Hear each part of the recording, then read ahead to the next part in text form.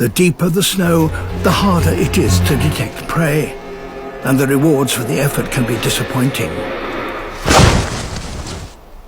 to say the least.